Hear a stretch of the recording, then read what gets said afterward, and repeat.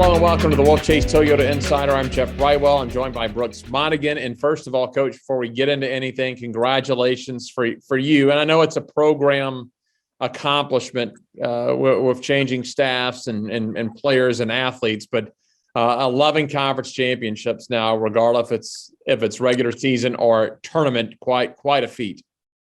Yeah, man, I couldn't be happier for this group of kids. They definitely deserve it. And, it's not about me. It's about these kids. And like I said, special group. And, to win a championship with this group was pretty special.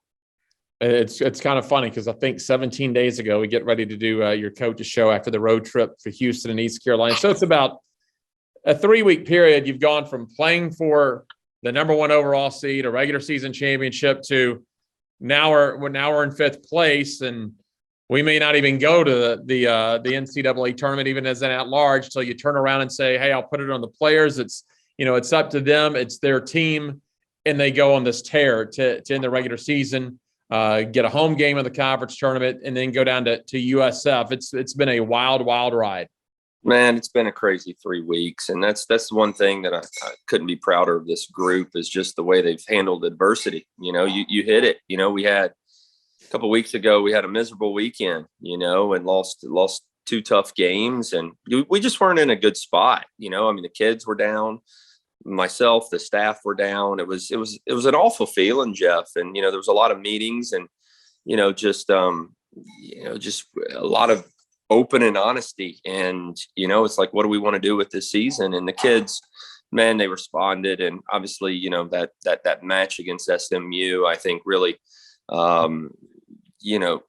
set the standard, right? And that showed everybody what we were capable of. And I think we've fed off of that, and hopefully we can continue to feed off of that. Was it just a collective group, or was it a player or two, an upperclassman and an underclassman? Because I know the frustrating part for you a couple of weeks ago is because you do really genuinely, it has nothing to do with wins or losses or maybe the sport itself. You genuinely like this group this year. Yeah, no, I think it was definitely a collective group, but it's there's many tiers to that, right? I mean, we have very good leadership, and you got to make sure that your leaders are bought in, and they are. And when the leaders are bought in, then the trickle down effect happens. And so everybody bought in, and just kind of put the past behind us, and looked at the glass half full and not half empty, and made the most of it. You go down to Florida because we've met since you won the tournament game against UCF. So you get that chance to relatively quickly get a rematch with the 2nd seed and number 2 Houston. You lost a late game down in Houston, and this was going down the wire. Again, this time it plays in your favor. Yeah, no, I mean, very similar games, to be honest. It just wasn't the prettiest soccer game, either match, and unfortunately, like you said, we lost that one, kind of a fluke goal, but it was a very similar match. Houston is a very good team, and the way they play, I mean, they're hard to play against. And, we were able to find a way to finish our chance and get away with the victory. So great win. Always nice to be able to play somebody that got you earlier in the year. And, we're fortunate to get the result against those guys. You get that rematch with USF. You saw them 3 weeks ago over at the Murphy Athletic Complex.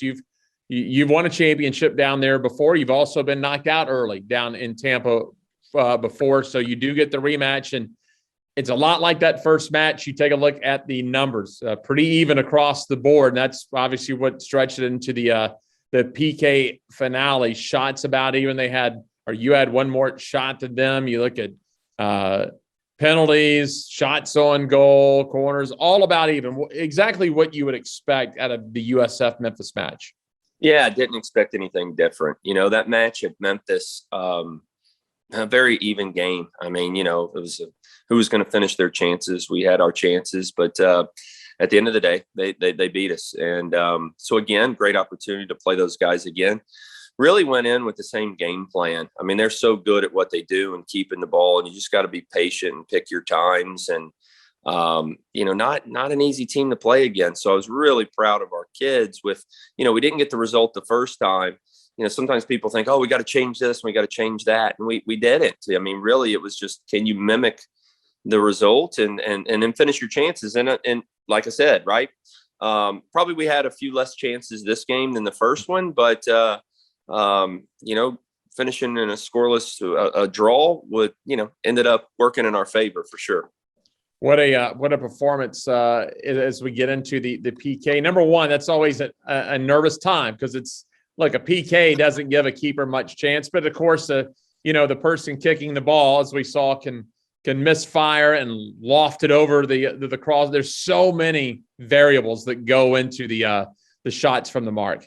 Yeah, and man, Moberg was obviously phenomenal in that. And you have a little break before you go into PKs, and our message to the kids was relax, take this all in and take your time, and Moberg, go win us this thing. And, it was very calm, the nerves. I mean, listen, everybody's a little bit nervous, but they did a great job of hiding those nerves. And everybody that was called upon in that really shined. Obviously Moberg with 2 big saves, and making that first save, that messes with the team, because that was their best player taking the shot. And then for our kids to come through and bury the 3 that they did was phenomenal.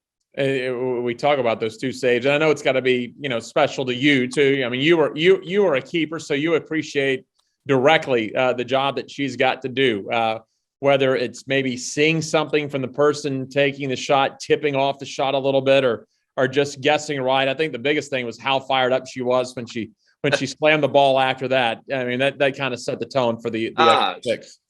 Yeah, no, it was great. I mean, you couldn't have scripted it any better for us. And, it's the only thing we joked about is, Moberg, why didn't you catch the second one? Cause she caught the first one, right? With just messing. But, now, big time players got to step up in big time moments, and everybody that was involved in that, really stepped up. And, it's again, it's a very special moment. All right, let's talk about you'll play on Sunday against LSU. Let's go back to the selection day, because look, there is a history. It always seems that Monday is always the 24 hours of elation for knowing you've either won a championship or you're probably going to be an at-large, depending on the year, to the sometimes a lot of confusion on what the heck were they thinking during the draw. Now, you're going to get tough teams when you get the NCAA, and LSU will be tough, but you do get the home matchup. You've had home matches before against Wisconsin and Tennessee Martin and Louisville, but this will be the first time they've really come back home. It'll be your first NCAA match back at the Murphy Athletic Complex in Memphis. Yeah, no, super excited. Obviously, playing on campus has been good to us. We've really performed on campus, and you never know what you're going to get. Mm-hmm. Everybody's asked me, do you think we get a home game? I just said, look, 50-50, but, LSU, it's going to be a very tough match. They're very athletic, and, we've seen their caliber before. Obviously we play a lot of SEC teams, but, once you get to this point, man, it's a new season, and, just really excited for the group to be able to, to go to battle on their home fields come Sunday. It looks like a match.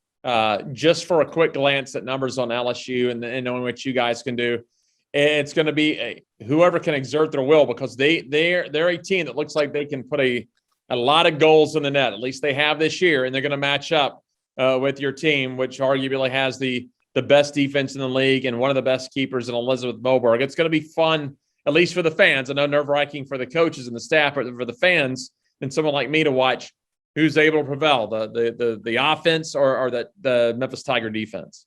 Well, we can definitely guarantee the Tigers will win, but but no, it's going to be a good match, man. I mean, again, they've got a lot of very good players, and they're talented, and they've had.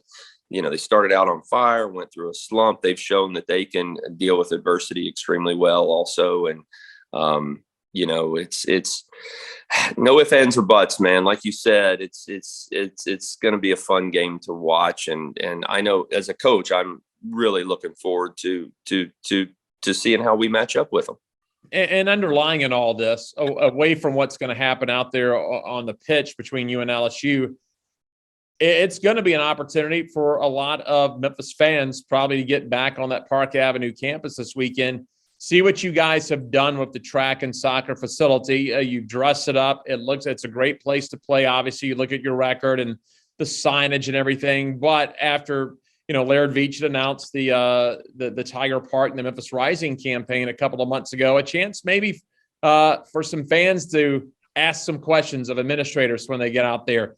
Go to GoTigersGo.com, see the renderings, and maybe for someone who's interested in saying, look, they've got something, we know they've had something special going on over here with the soccer program. How can I get behind this big capital project, which is in the works, and the renderings, like we said, are out there?